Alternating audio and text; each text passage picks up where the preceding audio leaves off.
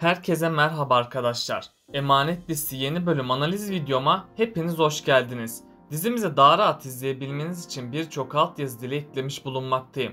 İstediğiniz altyazıyı videonun sağ altyazılar kısmından seçebilirsiniz. Yaman ve Seher'in birlikte güzel bir hayat yaşamasını istiyorsanız, İkbal'in kurduğu planlarda başarılı olmasını istemiyorsanız beğeni tuşuna basalım ve kaç kişi olduğumuzu senariste gösterelim arkadaşlar. Seher ve Yaman'ı bekleyen muhteşem haber ne? Seher hamile kalacak mı? Zuhal Yaman'ı elde edebilecek mi? İkbal Seher ve Yaman'ı ayırabilecek mi? Selim Seher'den vazgeçecek mi? İşte bütün sorularınıza cevap vereceğim arkadaşlar. Lafı daha fazla uzatmadan Emanet dizisinin yeni bölümüne geçelim. Emanet dizisinin yeni bölümünde Seher ilerleyen bölümlerde Yaman ile yakınlaşacak. Çünkü Seher, Yaman'ın ona yaptığı hareketlerden dolayı çok mutlu ve Seher, Yaman ile olan evliliğini artık gerçek bir evlilik haline getirecek. Artık çiftimizin aşklarını söyleme zamanı geldi. Ama bu işi ilk önce Yaman, Seher aşkını itiraf ederek yapacak. Bu yüzden Yaman, Seher'e aşık olduğunu açıklayacak. Seher de ilk zamanlar Yaman'ın dediklerinden ötürü çok utanacak. Ama sonradan Seher de Yaman'a aşkını söyleyecek. Artık Yaman ve Seher'i güzel günler bekliyor. Çünkü Yaman ve Seher'in evliliği gerçeğe dönüşecek. Bunun üzerine Yaman ve Seher birlikte olacak. Ardından çiftimizden sürpriz bir haber gelecek. Bu haberle tüm ailede bayram havası yaşanacak. Seher'in hamile olmasıyla tüm taşlar tekrardan yer değiştirecek. Yaman baba olma sevinciyle ne yapacağını bilemeyecek. Hatta bu konuda Yaman'a Arif Baba desteklerde bulunacak. Artık Yaman bebeğiyle birlikte tüm acılarını unutmuş olacak. Ama çiftimizin aşkı için vermesi gereken zorlu sınavlar bulunmaktadır. Çünkü Zuhal ve İkbal yine bir plan yapacak. Bu defa ise İkbal Seher'i Selim ile bir araya getirecek. Hatta Selim de Seher'e yakın olacak. Bunun üzerine Seher ve Selim birlikteyken fotoğrafları çekilecek. Sonradan İkbal bu fotoğrafları Yaman'a verecek. Yaman, Seher'in Selim'le çektirdiği fotoğrafları görecek. Bunun üzerine Yaman'ın hakkına çocukluğu gelecek. Bunun sonucunda da Yaman, Seher'in bir para avcısı olduğunu düşünecek.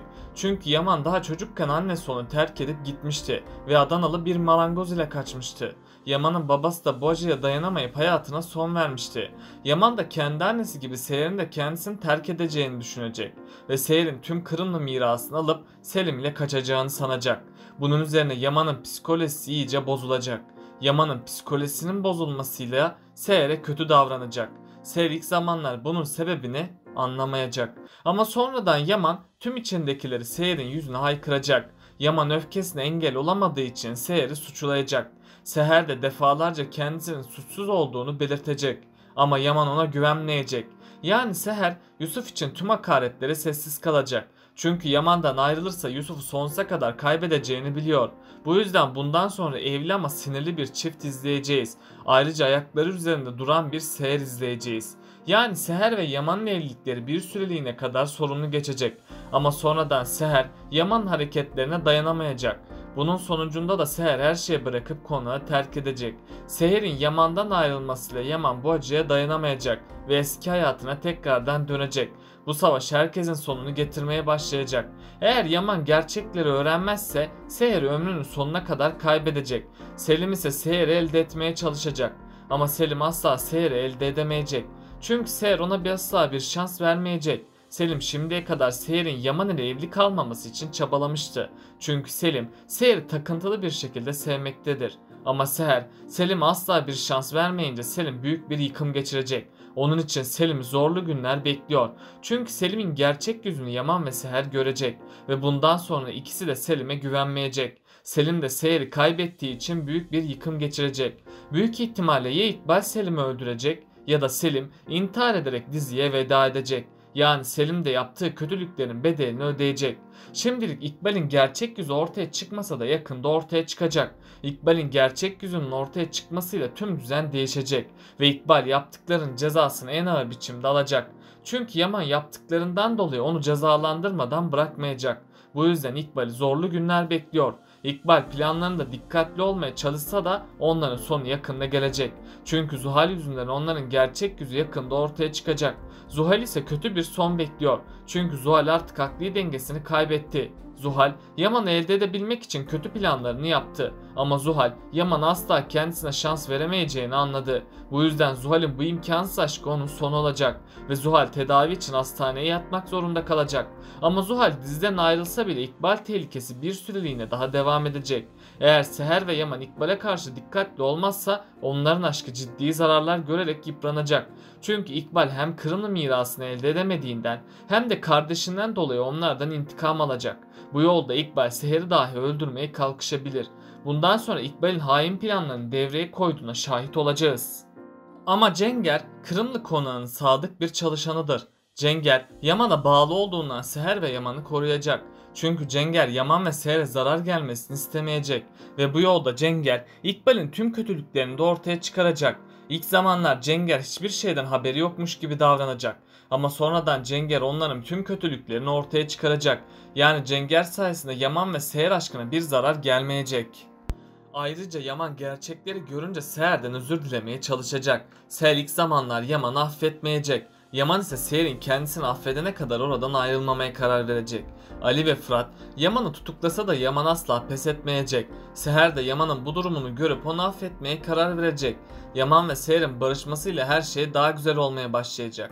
Yusuf da onların yeniden bir araya gelmesiyle çok mutlu olacak. Yusuf'un velayet davası da tamamen çözülecek.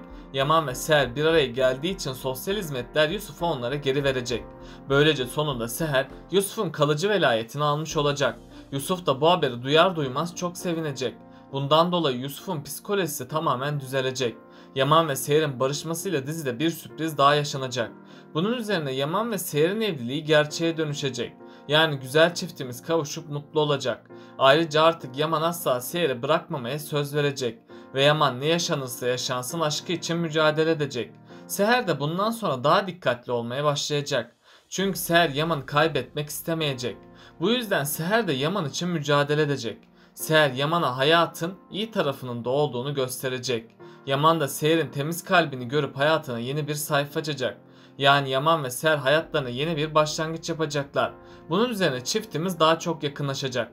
Yakında Seher ve Yaman'ın bir bebeklerinin olmasıyla herkesin hayatı değişecek. Çünkü konakta bebekle birlikte büyük bir sevinç havası oluşacak. Yaman bebekle birlikte daha çok değişime uğrayacak. Hatta Yaman tüm geçmişteki sorunların üstesinden geçecek. Ayrıca Ali ve Yaman her defasında karşı karşıya gelecek. Yaman ilk zamanlar bu duruma bir anlam veremeyecek. Ama sonradan Yaman Nedim Ali'nin geçmişini araştırmasını isteyecek. Nedim, Ali'nin hayatını araştırdıkça büyük bir sırla karşılaşacak. Çünkü Yaman ve Ali'nin kardeş olduklarını anlayacak. Yaman bu gerçeğe ulaşınca hayatının şokunu yaşayacak. Çünkü Yaman tüm yaşadıklarının sorumlusu olarak Ali'yi görecek ve Yaman Ali'den intikam alacak.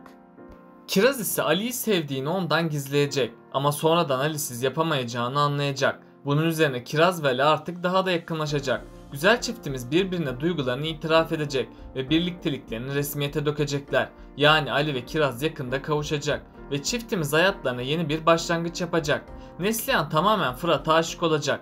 Tabi Fırat da Neslihan'a sırılsıklam aşık olmuş durumdadır. Şimdilik çiftimiz birbirine duygularını itiraf edemeyecek. Ama sonradan Seher'in desteğiyle Fırat ve Neslihan bir araya gelecek.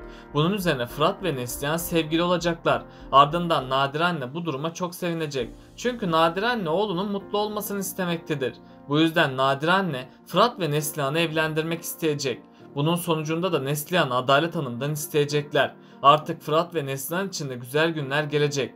Peki sizce Zuhal Yaman'ı elde edebilecek mi? Aşağıda yorumlarınızı bekliyorum arkadaşlar. Böylelikle bu bölümün de sonuna geldik arkadaşlar.